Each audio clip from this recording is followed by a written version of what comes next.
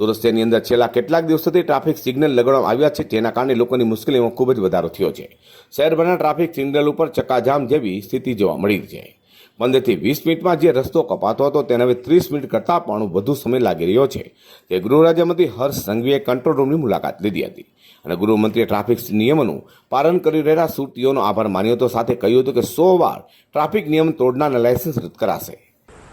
આપણા શહેરમાં કુલ 1,45,327 લોકો એવા છે કે જેમને 10 વારથી 5 થી 10 વાર ટ્રાફિક સિગ્નલ, રોંગ વે અને ટ્રાફિકના નિયમો તોડ્યા છે.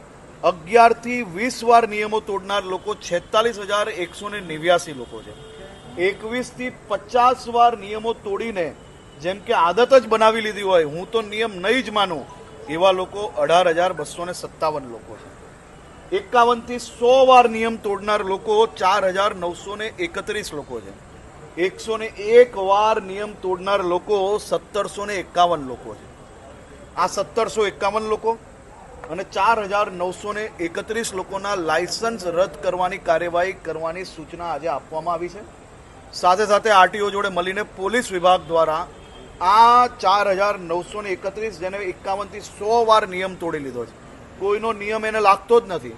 શહેરના અનેક લોકો, રાહદારી લોકો પર આ લોકો રિસ્ક બનીને વ્હીકલ ચલાવતા હોય એવા લોકોના લાયસન્સ રદ કરવામાં આવશે અને 101 વાર જે લોકોએ નિયમો તોડ્યા છે એ લોકોના બી લાયસન્સ 1,751 લોકોની પ્રોસિજર ચાલુ કરવામાં આવશે.